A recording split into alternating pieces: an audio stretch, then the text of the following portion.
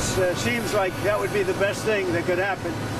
For 47 years, they've been talking and talking and talking. In the meantime, we've lost a lot of lives while they talk, and legs blown off, arms blown off, faces blown off. It's been going on for a long time. That's President Trump on the potential for regime change in Iran as Washington and Tehran engage on a deal that would stave off military action against Ayatollah Khomeini's brutal regime. And as a U.S. armada is expanding in the Middle East after President Trump ordered the USS Gerald R. Ford and its escort ships to the region from the Caribbean Sea after taking part in the capture of former Venezuelan President Nicolas Maduro last month. The world's largest aircraft carrier will now join the USS Abraham Lincoln Strike Group, already positioned in striking distance to Iran.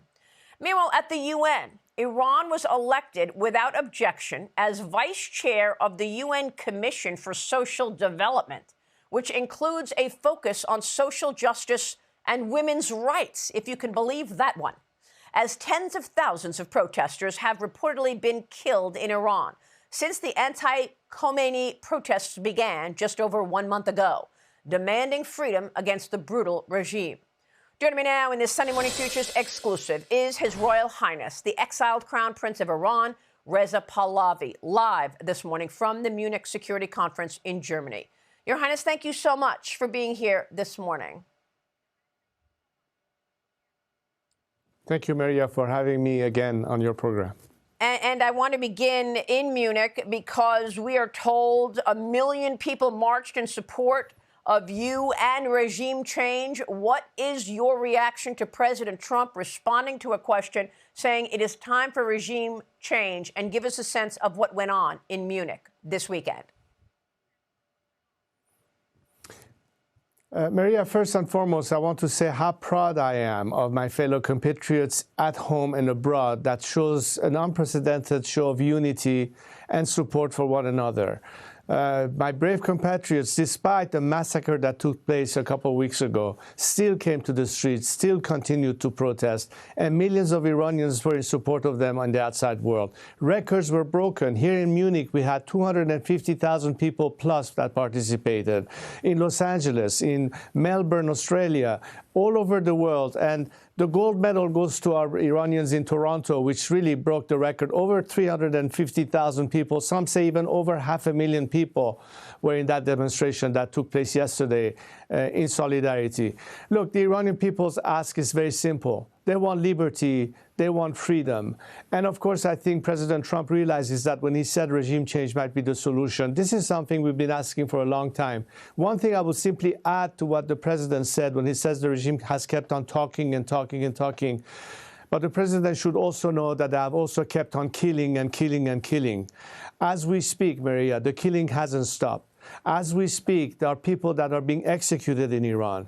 There are people that are being arrested and tortured in Iran. That hasn't stopped. And that's why an intervention is so necessary, because the first ask of Iranians today at home and abroad is asking for help. This intervention is a humanitarian intervention to save lives that will otherwise also continue to be lost. This is how important and critical this intervention can be. And irrespective of the regime buying time to negotiate, which will never pan out because it's been a pattern of behavior by them that's simply buying time. Meanwhile, people in Iran are dying. And I hope the president realizes how urgent the intervention could save lives and also help us put an end to this unwanted regime. How many people would you say have been killed in just the last month there in Iran for protesting against the regime? The numbers that we have is a minimum of 36,000 people in the first 2 days. Some numbers are over 40,000. It's very difficult to calculate the full tally, but in the meantime, at least 40,000 people have been arrested. The number of people who have disappeared is yet to be completely realized. We had over 330,000 people who were wounded. In the meantime, the regime continues its killing by finishing people off on their hospital beds. They have coerced and they have threatened hospital workers and doctors. It's unbelievable, the level of atrocity that occurred in Iran. And I think the world now is realizing, thanks to social media, because as you know, internet has been disrupted and there's very little reporting done from Iran. But for what we see and what we gather, it is horrific what's happening. This is really on a scale unimaginable. And I think many people in the world today are showing their solidarity, not just normal people, but we're beginning to see legislators and government taking a strong stance. Chancellor Merkel here in Germany called this regime illegitimate. The foreign minister of Canada clearly stated a very strong words, and Europeans are beginning to join this momentum. This is huge for the Iranian people, that we're finally getting acknowledged as being the victims, and the criminal behavior of the regime can no longer be tolerated. Sir, you have positioned yourself as really the most recognizable face of the Iranian opposition as these protests continue. What do you want to say to skeptics out there who say the people are not polling that way, and some people may not want to see a return to the former situation before Khomeini took over?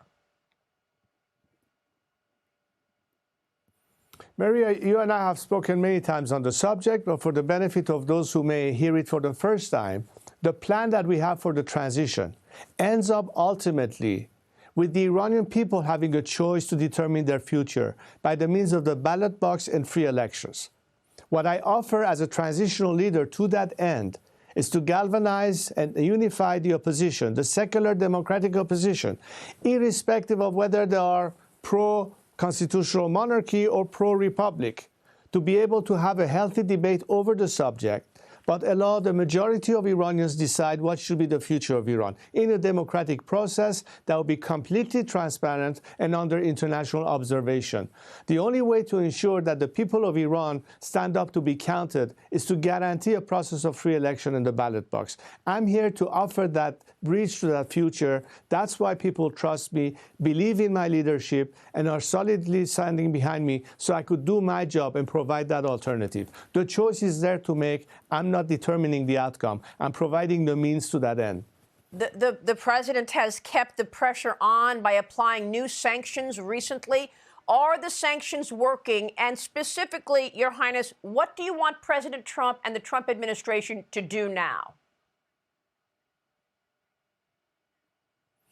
We have announced at least 6 measures that can be immediately taken, that it could include also what U.S. can do in terms of policy. So beyond the fact that an intervention to neutralize the regime repressive forces in terms of its crackdown on people, and most of it are IRGC elements and the regime's machinery of terror and repression, the prescription of the IRGC, of course, was huge. Now we see that Europe has finally joined that rank. That's one item.